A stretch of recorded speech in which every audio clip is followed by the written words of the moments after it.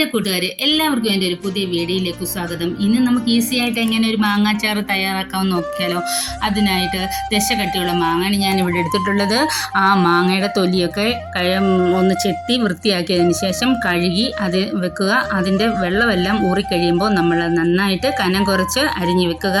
അരിഞ്ഞു വെച്ച മാങ്ങയിലേക്ക് കുറച്ച് ഉപ്പിട്ട് കൊടുക്കുക, കുറച്ച് മഞ്ഞൾപ്പൊടി ഇട്ട് കൊടുക്കുക. അതിനുശേഷം ആ മാങ്ങ നന്നായിട്ട് ഇളക്കി കൊടുക്കുക. എന്നിട്ട് 1 മണിക്കൂർ അത് റെസ്റ്റ് ചെയ്യാനായിട്ട് വെക്കുക. 1 മണിക്കൂർ റെസ്റ്റ് ചെയ്യാൻ വെക്കുന്നത് എന്തിനാണെന്ന് ചോദിച്ചാൽ അതിലേക്ക് ഉപ്പും മഞ്ഞൾപ്പൊടിയും കൂടെ ഒന്ന് പിടിക്കാനെ കൊണ്ടാണ്.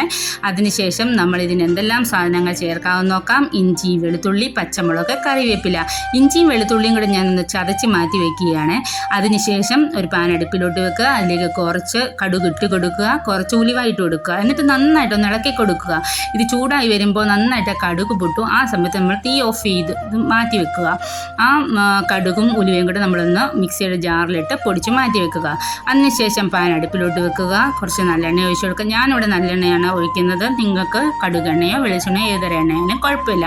നല്ലെണ്ണ ഒഴിച്ച് കൊടുക്കുക. നല്ലെണ്ണ നന്നായിട്ട് ചൂടായി കഴിയുമ്പം നമ്മൾ കുറച്ച് കടുക് ഇട്ട് കൊടുക്കുക. കടുക് പൊട്ടിക്കഴിയുമ്പോൾ നമ്മൾ ഈ ചതച്ച് വെച്ചിരിക്കുന്ന ഇഞ്ചി വെളുത്തുള്ളിയും കൂടെ അതിലേക്ക് ഇട്ട് കൊടുക്കുക. അതിനുശേഷം പച്ചമുളക്, കറിവേപ്പിലയും കൂടി ഇട്ട് കൊടുത്തിട്ട് നന്നായിട്ടൊന്ന് ഇളക്കണം. ഇളക്കി കഴിഞ്ഞിട്ട് നന്നായിട്ടൊന്ന് വഴണ്ടി വരുമ്പോൾ നമ്മൾ അതിലേക്ക് പൊടിച്ച് വെച്ചിരിക്കുന്ന ഉലുവയും കടുകും കൂടി ഇട്ട് കൊടുക്കുക. അത് നന്നായിട്ട് ഇളക്കി കൊടുക്കുക. ഇളക്കി കൊടുത്തതിന് ശേഷം ആവശ്യത്തിന് കായപ്പൊടി ചേർത്ത് കൊടുക്കുക. കായപ്പൊടി നന്നായിട്ട് ചൂടായി വരുമ്പോൾ ഞാനിവിടെ 4 സ്പൂൺ മുളക് പൊടിയാണ് എടുത്തിട്ടുള്ളത്. ആ മുളക് പൊടി ആ എണ്ണയിലോട്ട് ഇട്ട് കൊടുക്കുക. അത് ആ എണ്ണയിൽ കിടന്ന് നന്നായിട്ട് ചൂടായി വരുമ്പം നമ്മൾ ഈ മാങ്ങ അരിഞ്ഞ് റെസ്റ്റ് ചെയ്യാൻ വെച്ചിട്ടല്ലേ ഉപ്പും മഞ്ഞൾപ്പൊടി ഇട്ടിട്ട്. അപ്പോൾ ആ 1 മണിക്കൂർ വെച്ചപ്പോൾ അതിൽ നിന്ന് വെള്ളമൊക്കെ ഊറി വന്നിട്ടുണ്ട്. ആ വെള്ളമാണ് ഞാനിവിടെ അതിലേക്ക് ഒഴിച്ച് കൊടുക്കുന്നത്. ആ വെള്ളം ഒഴിച്ച് കൊടുത്തിട്ട് നന്നായിട്ട് ഇളക്കി കൊടുക്കുക. ഇളക്കി കൊടുത്തതിന് ശേഷം നമ്മൾ അരിഞ്ഞ് വെച്ചിരിക്കുന്ന മാങ്ങ അതിലോട്ട് ഇട്ട് കൊടുക്കുക.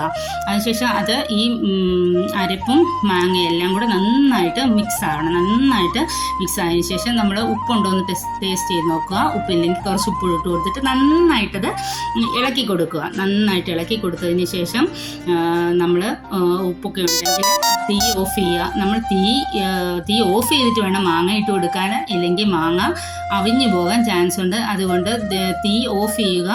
അതിനുശേഷം നമ്മൾ മാങ്ങ ഇട്ട് കൊടുക്കുക. എന്നിട്ട് എല്ലാം കൂടെ മിക്സ് ചെയ്തെടുക്കുക. നമ്മുടെ നല്ല ടേസ്റ്റി ആയിട്ടുള്ള മാങ്ങാച്ചാർ ഇവിടെ തയ്യാറായിട്ടുണ്ട്. എല്ലാവരും ഇന്ന് തന്നെ ട്രൈ ചെയ്ത് നോക്കുക. എല്ലാവർക്കും ഇഷ്ടപ്പെട്ടിട്ടുണ്ടെങ്കിൽ എല്ലാവരും ലൈക്ക് ചെയ്യുക, ഷെയർ ചെയ്യുക, കമൻറ്റ് ചെയ്യുക. നാളെ മറ്റൊരു വീഡിയോയുമായിട്ട് വരുന്നതായിരിക്കും.